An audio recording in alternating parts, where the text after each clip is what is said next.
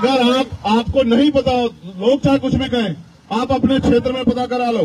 हर आदमी ये जानता है कि चंद्रशेखर आजाद मर तो जाएगा लेकिन झुकेगा नहीं भाजपा के सामने। हर आदमी इस बात को जानता है और हर आदमी इस बात को भी जानता है कि अगर वो व्यक्ति खड़ा हो गया तो किसी गरीब की तरफ कोई आंख नहीं उठा पाएगा। ये भी हर आदमी इस बात को जानता है। ये पैगाम है भारत के हर कंटेंट क्रिएटर के नाम। जय भीम जय भीम।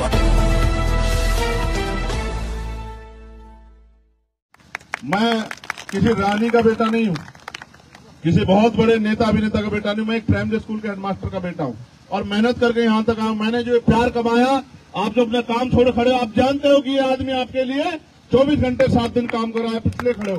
मैं बस आपको ये कहना चाहता हूँ, यहाँ दलित समाज के जो लोग हैं वो एक बार हाथ खड़ा करो। आप मेरा साथ दोगे नहीं दोगे वे बताओ पहले। अब हाथ नीचे करो। यहाँ पिछड़े वर्ग के और मुस्लिम समाज के लोग भी होंगे। आप ये बताओ, जब ये मेरे साथ हैं तो आप किसी और को वोट दोगे या मुझे दोगे बताओ।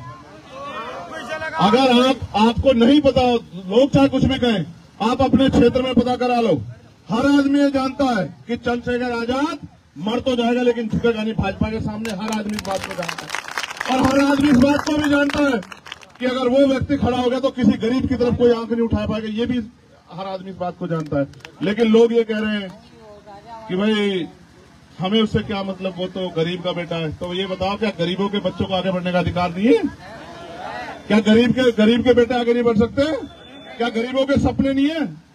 अगर बड़ा अच्छा स्कूल कॉलेज खुलेगा तो तुम्हें फायदा होगा नहीं होगा बताओ? अगर अच्छी पढ़ाई होगी और जायज दामों में होगी, जो पैसा तुम पे कर सको, तो तुम्हारे घर से जो कर्ज लिया जाता है वो बंद होगा नहीं होगा बताओ? अगर सुरक्षा चाहिए, न्याय चाहिए, अधिकार चाहिए, तो फिर इस लड़ाई मेरा साथ है। बताओ कौन कौन लोग मदद करेंगे? हाथ खड़ा करो। जो दोनों हाथ खड़े करेगा उसकी बात मानी जाएगी, जो एक हाथ खड़ा करेगा उसको नहीं मानेंगे, बिल्कुल नहीं मानेंगे। अच्छा नीचे कर लो, एक बार हाथ नीचे कर।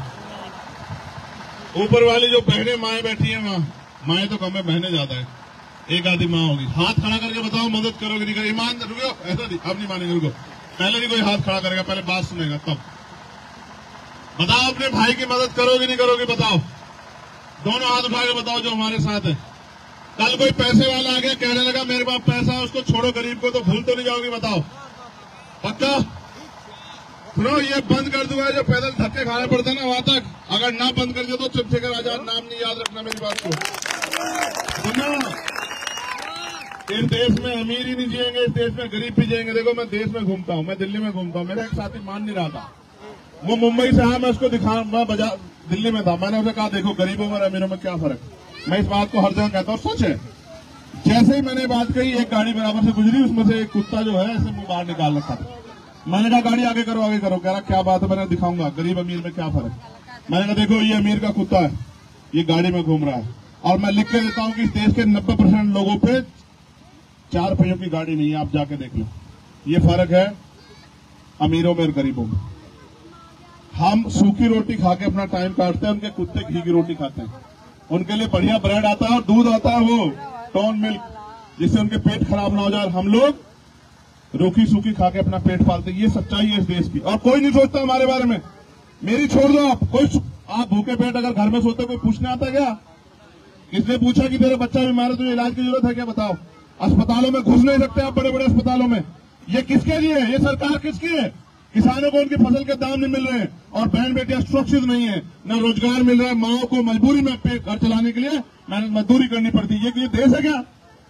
लूट लिया सारे गद्दारों ने मिलकर, और आज भी लूट रहे हैं, और फिर वही। मैं इसलिए आपसे कह रहा हूं, इनके चक्कर में मत पड़ो, इनका कुछ नहीं जाता। ये भाग भूग जाएंगे पैसे वाले सब लोग देश छोड़ के। ये लड़ाई तो आपके चंद्रशेखर आजाद को लड़नी है यहाँ जमीन पे खड़े होके, और कीमत चुकानी पड़ती है। सर मैं आपका खून हूं, जब मेरे ऊपर गोली चली मेरा खून बहा, आपको तकलीफ हुई है नहीं हुई बताओ? मेरा क्या अपराध था? मेरे ऊपर गोली क्यों चली? क्या मैंने किसी की जमीन दबा ली है? मैं बताता हूं मेरे ऊपर गोली क्यों चली। क्योंकि ना तो मैं ईडी से डरता, ना मैं सीबीआई से डरता, ना मैं एनआईए से डरता, ना मैं झूठे मुकदमे डरता, ना मैं जेल से डरता। बस मैं नहीं डरता हूं, क्योंकि जो इस देश में डरेगा उसकी हिम्मत नहीं वो बोल जाए। मेरा गला भी साफ है, और मैंने किसी का कोई बुरा भी नहीं किया। मेरे ऊपर गोली इसलिए चलती है क्योंकि मुझे दबाया नहीं जा सकता।